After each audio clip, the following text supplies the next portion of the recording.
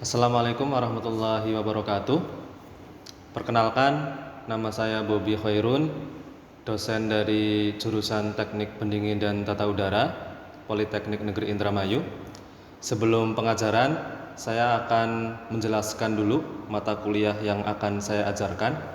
Mata kuliahnya yaitu mata kuliah elektronika. Apa itu mata kuliah elektronika?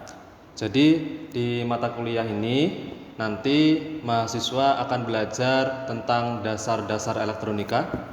Jadi nanti mahasiswa akan belajar komponen-komponen elektronika, diantaranya yaitu resistor, kemudian ada kapasitor, kemudian ada dioda, ada transistor, dan juga mempelajari tentang rangkaian hukum Ohm, kemudian rangkaian penyearah, rangkaian gerbang logika, dan juga mempelajari tentang pembuatan power supply. Nah, capaian pembelajarannya apa di mata kuliah ini?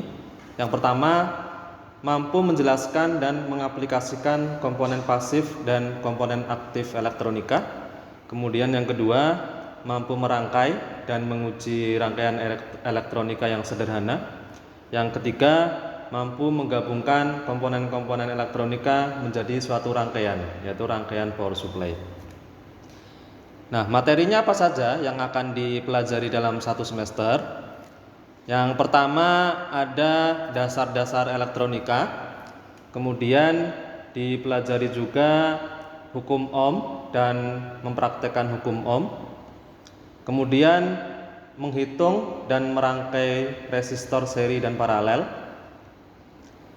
Ada teori tentang rangkaian pembagi dan tegangan, kemudian rangkaian transistor, kemudian memahami pengisian dan pengosongan kapasitor, fungsi dioda, menggambarkan IV karakteristik dioda.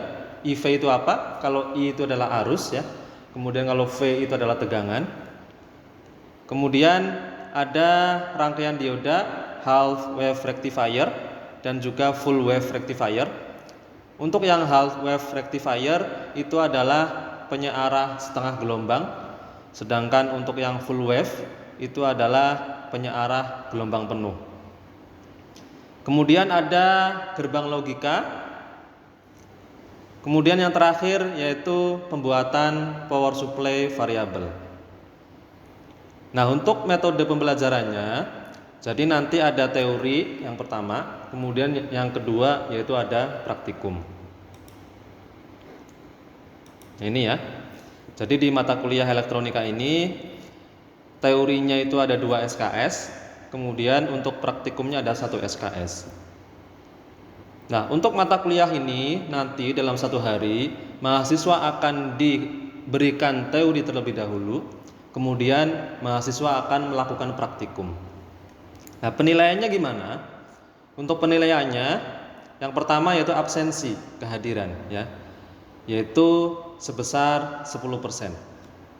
Kemudian yang kedua ada laporan atau tugas 15%, kuis 20%, UTS 25%, dan UAS dan project 30%. Nah, project ini seperti yang saya sebutkan sebelumnya, bahwasanya mahasiswa akan membuat proyek pembuatan power supply secara per kelompok. Kemudian di sini ada laporan. Apa itu laporan? Jadi setiap mahasiswa praktikum pada hari itu, nanti mahasiswa akan diwajibkan membuat laporan praktikum. Nah, laporan ini akan dikumpulkan di minggu depan. Nah, bobotnya berapa? Bobotnya adalah sama dengan tugas, yaitu 15%. Oke, mungkin cukup. Saya akhiri. Assalamualaikum warahmatullahi wabarakatuh. Berikut adalah video pengajaran mata kuliah elektronika. Oke, Assalamualaikum warahmatullahi wabarakatuh. Waalaikumsalam warahmatullahi wabarakatuh. Ya, kita ketemu lagi di pertemuan ke-9 ya. Gimana kabarnya hari ini? Sehat ya? Sehat. Ya, semoga ke depannya kita selalu diberikan kesehatan ya, sehingga kita bisa tetap semangat dalam menuntut ilmu di kampus kita yang tercinta ini ya, Politeknik Negeri Indramayu. Oke, langsung aja mata kuliah elektronika pertemuan 9. Kita akan membahas tentang dioda ya. Perlu kita ketahui elektronika itu kan membahas komponen elektronik ya. Ada yang aktif, ada yang pasif. Nah, sekarang kita akan membahas tentang dioda. Tapi sebelum ke dioda, saya akan bahas dulu di pertemuan sebelumnya ya. Untuk mereview kembali pertemuan sebelumnya untuk mengingat kembali. Nah, apa fungsi kapasitor?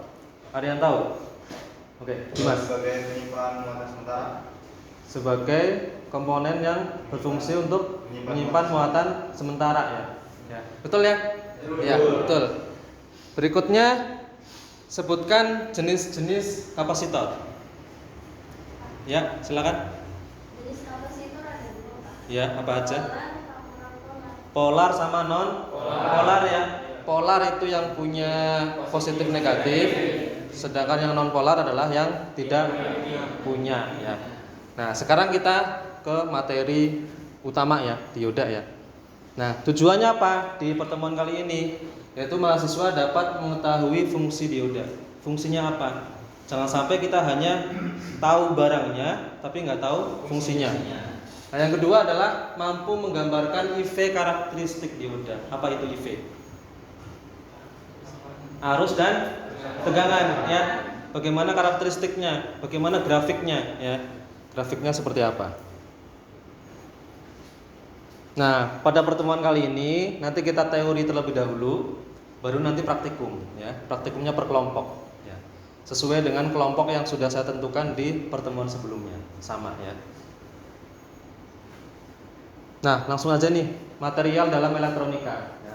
Material dalam elektronika itu ada 3. Ada isolator, ada konduktor, ada semikonduktor ya. Yang pertama adalah isolator. Apa itu isolator? Material yang tidak dapat menghantarkan arus listrik. Contohnya apa? Karet ya. Kayu ya, betul sekali. Kalau dalam kehidupan sehari-hari terdapat di apa? Contohnya kabel. Nah, kabel ada isolatornya enggak? Ada ya, bagian luar ya. Kalau misalnya luarnya tidak ada isolator, maka kita bisa setrum ya. Makanya ada karetnya, ada plastiknya di luar kabelnya. Itu isolator. Kemudian yang kedua adalah konduktor. Material yang dapat menghantarkan arus listrik. Contohnya tembaga ya, silver. Silver adalah perak ya. Gold, emas dan aluminium. Contohnya sama, kabel di dalamnya ya. Itu kan ada aluminiumnya ya. Itu bisa menghantarkan arus listrik. Makanya ketika kita merangkai sesuatu, kita perlu kabel supaya arusnya bisa mengalir ya. Bisa mengalir. Nah, yang terakhir adalah semikonduktor. Apa itu semikonduktor? Itu ya. Material di antara isolator dan konduktor dalam kemampuan menghantarkan arus listrik. Ya. Jadi di antara isolator dan konduktor. Contohnya adalah arsenik, boron, silikon, germanium. Nah, silikon dan germanium ini adalah salah satu bahan yang digunakan untuk membuat dioda ya. Jadi dioda itu bahannya ada yang bahan silikon, ada yang bahannya germanium. Ya. Dari sini ada yang ditanyakan? Ada yang mau tanya? Belum ya? Belum ya? Oke, langsung ke pembahasan. Dioda adalah merupakan komponen aktif yang bersifat semikonduktor. Nah, dioda adalah komponen yang berfungsi untuk menyearahkan arus AC menjadi arus DC ya. Jadi disearahkan yang awalnya AC ya. AC kan bentuknya seperti ini ya.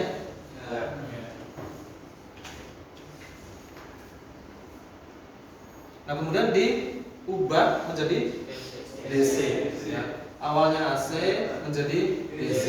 Kenapa diubah? Ada yang tahu? Kenapa diubah? Ada yang tahu? Karena sebagian peralatan elektronika itu dia hanya mampu menerima arus DC ya. Misalnya laptop kalian ketika dicas ya. Ketika dicas kalian pakai adaptor nggak? Pakai kayak yang kotak ya. Karena dia fungsinya adalah untuk mengubah AC menjadi DC. Kalau kalian langsung ngecas laptop langsung dari PLN, maka akan rusak laptopnya. Nah, dioda ini adalah salah satu komponen yang berfungsi untuk mengubah arus AC menjadi DC. Nah, ini adalah bentuknya ya, bentuk strukturnya. Jadi dia ada bagian positifnya namanya anoda, ada yang bagian negatifnya adalah katoda. Positif dan negatif. Nah, di sini adalah simbolnya. Ya, simbolnya ada bagian anoda dan katoda. Bentuknya ada segitiga ya. Itu adalah anoda, yang ada garisnya dia adalah katoda. Katoda itu negatif apa positif?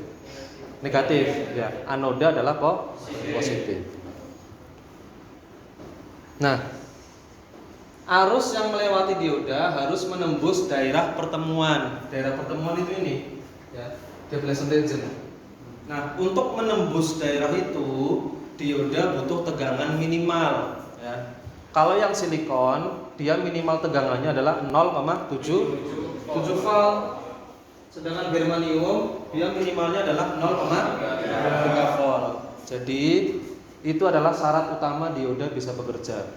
Kalau dioda yang silikon ya, kalau dia tegangannya di bawah 0,7 volt, maka dia belum bisa bekerja.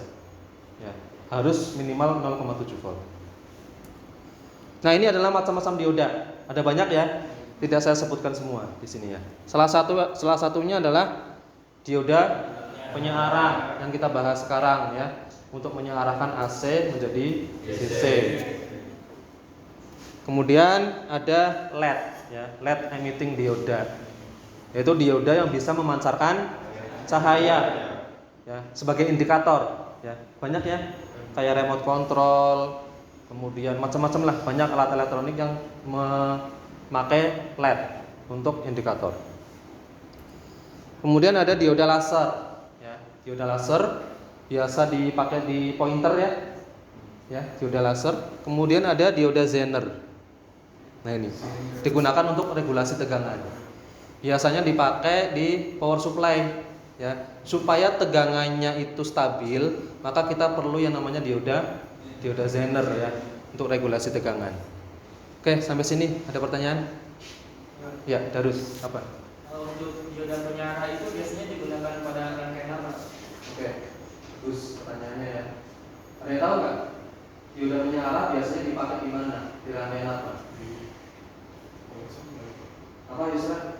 Di power supply ya. Dipakai di power supply karena fungsinya power supply kan menyearahkan arus AC menjadi DC. Nah, dioda itu dipakai di situ, di power supply ya. Atau adaptor ya, sama aja ya. Nah, ini adalah cara pemasangan dioda. Jadi pemasangan dioda itu ada dua ya. Ada yang namanya forward bias, ada yang reverse ya. Reverse bias. Ini dikatakan sebagai bias maju. Yang ini adalah bias mundur ya. Nah, ini adalah syaratnya juga. Syarat dioda bisa bekerja. Syaratnya dioda bisa bekerja, dia harus dipasang secara forward bias ya, atau bias maju. Nah, ini contohnya. Contoh rangkaian yang dipasang secara bias maju ya. Caranya gimana? Positifnya dioda dihubungkan ke positifnya sumber. Negatifnya dioda dipasangkan ke negatifnya sumber ya. Itu adalah secara bias maju. Nah, seperti ini baru bisa bekerja diodanya ya. Nah, yang kedua adalah bias mundur. Apa itu bias mundur? Dipasang secara terbalik ya. Nih, negative side is connected to the P region ya. Ya, jadi negatif side, bagian yang negatif itu dihubungkan ke bagian positif. Kok negatifnya dioda dihubungkan ke positifnya sumber dibalik. Kalau seperti ini, maka dioda nggak akan bekerja. Lampunya nggak akan nyala ya. kalau dipasang secara reverse bias ya, atau bias mundur. Nah, bagaimana prinsip kerjanya? Kenapa ketika forward bias bisa bekerja, tetapi ketika reverse bias itu tidak bisa bekerja? Nah, ini ya contoh gambarannya ya. Jadi ketika dia forward bias, maka daerah depletion region yang saya sebutkan tadi di awal, pertemuan antara P dan N itu akan semakin kecil ya, semakin kecil. Tetapi ketika reverse bias, maka dia daerah pemisahnya akan semakin lebar. Ketika daerah pemisahnya semakin lebar, maka elektron akan susah berpindah ketika ininya lebar ya, daerah pemisahnya. Beda ketika daerah pemisahnya itu adalah enggak terlalu lebar ya, sehingga elektron bisa mudah untuk berpindah. Ketika mudah berpindah, maka arus bisa mengalir ya, kalau forward bias. Beda dengan reverse bias. Nah, ini adalah yang paling penting, karena tujuannya adalah kalian mampu menggambarkan IV karakteristik arus dan tegangan. Nah, ini grafiknya ya. Grafiknya seperti ini. Ini adalah yang dioda silikon apa germanium? Silikon ya. Karena dia minimal tegangannya adalah 0,7 volt ya.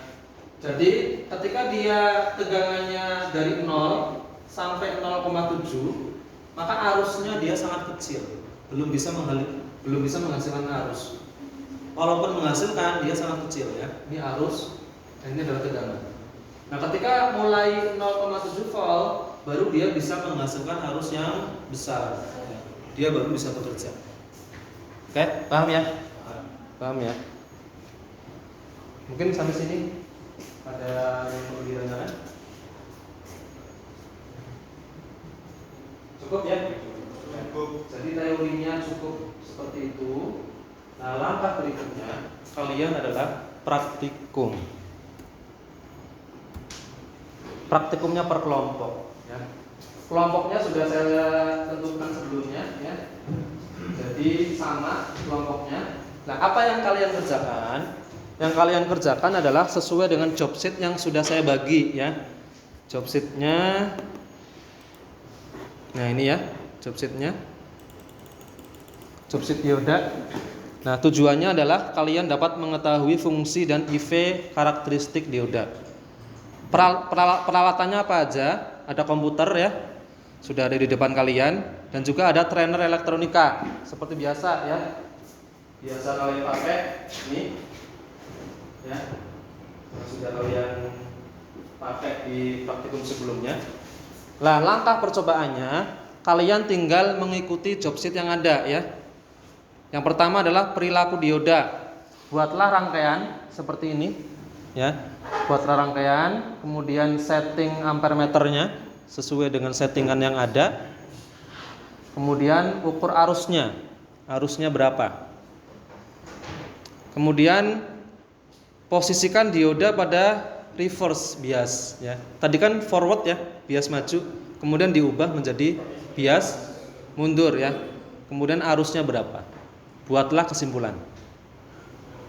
Nah, yang kedua adalah karakteristik dioda. Sama, dibuat rangkaiannya seperti ini. Kemudian buka function generator ya. Disetting sesuai dengan yang tertera di job sheet. Kemudian buka osiloskop, disesuaikan juga settingannya. Kemudian diukur tegangannya, tegangan forwardnya berapa. Nah, berikutnya adalah ganti resistor yang 100 ohm menjadi 330 ohm ya, yang digambar tadi nih. Nah, ini dia. Yang 100 ohm itu nanti kalian ganti menjadi resistor yang 330 ohm ya. 330 ohm. Nah, ukur kembali tegangannya. Buatlah kesimpulan dari praktikum yang ada. Paham ya? Ada pertanyaan dulu mungkin sebelum praktekkan? Jelas? Oke, sekarang ke kelompoknya masing-masing. Kemudian langsung rangkaiannya. Kalau ada pertanyaan langsung aja angkat tangan ya. Pak, rangkaiannya ini kok saya belum paham gimana caranya. Langsung rangkaian. Ya, silakan ke kelompoknya masing-masing.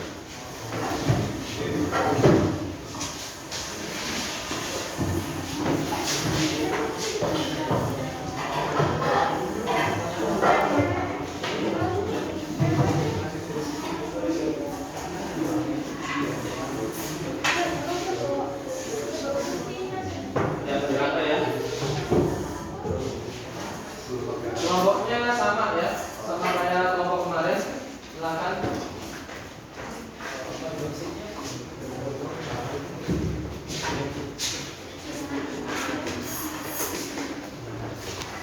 Yang belum dapat job sheet?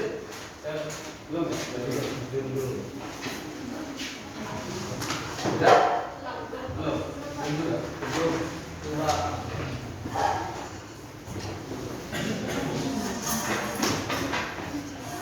Silakan dirangkai terlebih dahulu. Jangan lupa sumbernya ya, sumber power supply-nya dihubungkan ke PLN. Kemudian output rangkaiannya kalian hubungkan ke komputer ya, biar tersambung.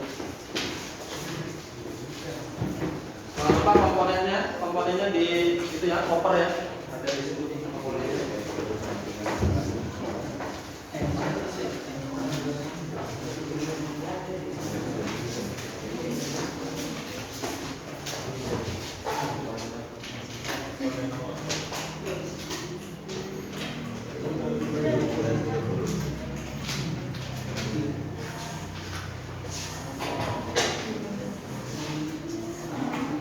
Jangan lupa yang bagian positif diusahakan kabelnya yang merah ya. Bagian negatif diusahakan kabel yang hitam ya. Hitam.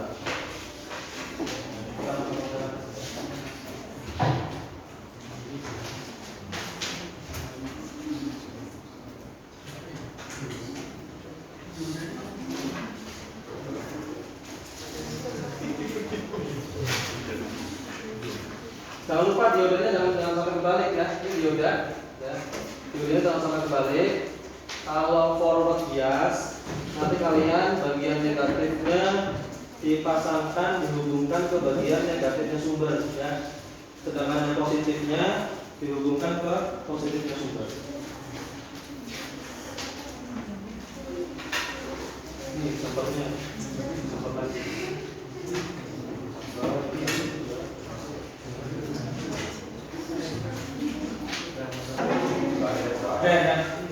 Ada pertanyaan untuk praktikumnya? Belum ya? Silakan dirangkai sesuai job sheet yang ada ya. Jangan sampai salah. Oke,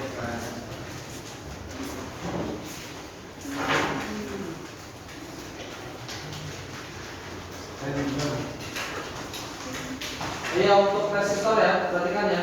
Tadi kan untuk yang nomor 2 resistor yang 100 ohm diubah ke 330 ohm ya. Kalau di sini dia langsung tertera nilainya ya. Tertera nilainya. Jadi kalian nggak usah menghitung warna-warnanya ya.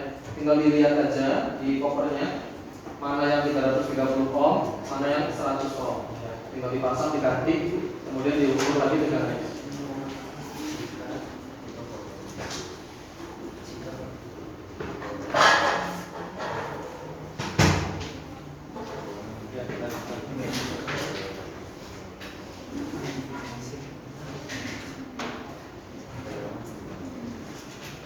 Jangan sampai ada yang diem ya. Semua merangkai. Kalaupun saat belum merangkai, diperhatikan temennya.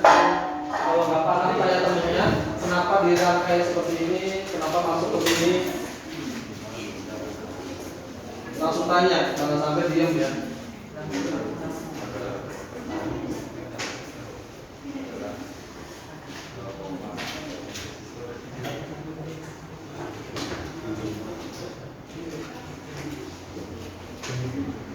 Jangan sampai kebalik di job sheet-nya itu dia mengukur tegangan ya. Mengukur tegangan, jangan sampai yang diukur adalah arusnya ya, tegangannya.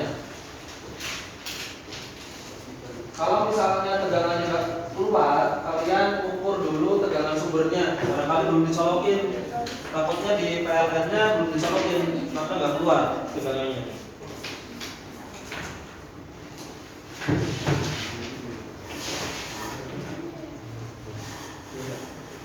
Sudah dilakukan semua? Sudah ya?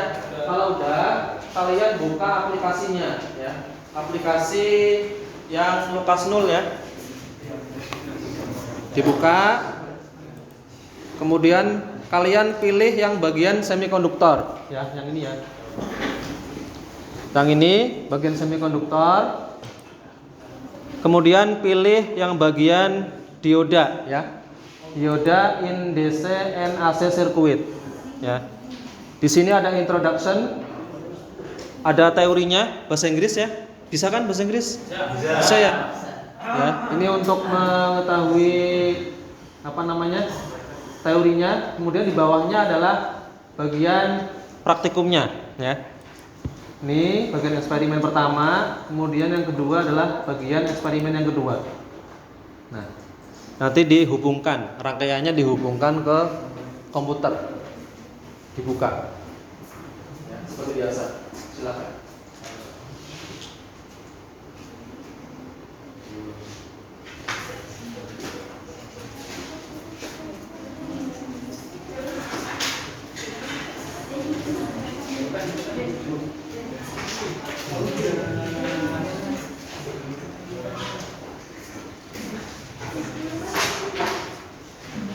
Bisa ya? Oke, waktunya udah habis ya. Waktunya udah habis. Silakan perhatikan ke depan lagi ya.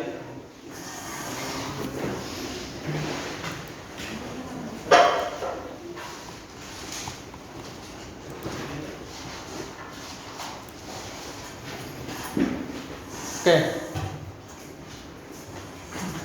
Tadi praktiknya sudah selesai. Bagaimana kesimpulannya menurut kalian? Dari praktikum yang telah kalian lakukan, apa kesimpulannya? Apa kesimpulannya? Bahwasanya dioda bisa bekerja ketika ya minimal tegangannya adalah 0,7 volt. Terus kedua, Ketika forward bias. ya forward bias ya. Tadi kalian coba kan ketika forward bias nyala ya. Sedangkan ketika reverse dia tidak nyala. Karena syarat utama dioda bisa bekerja adalah yang pertama adalah 0,7 volt ya tegangannya.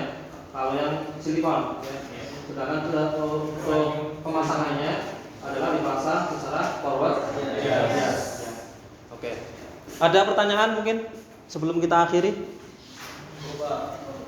Cukup ya? Nah, untuk pertemuan selanjutnya adalah kita akan bahas ini rectifier ya, penyearah ya, lanjutan dari dioda. Kita akan bahas half wave rectifier sama full wave rectifier. Apa itu half wave? Setengah gelombang ya, benar ya. Yang pertama adalah penyearah setengah gelombang, yang kedua adalah penyearah gelombang penuh ya. Oke, cukup? Ya, disiapkan untuk pertemuan selanjutnya, dipelajari dulu di rumah teori-teorinya sehingga ketika kita praktikum akan bisa lebih cepat. Ya. Oke? Mungkin cukup sekian. Assalamualaikum warahmatullahi wabarakatuh. Waalaikumsalam warahmatullahi wabarakatuh.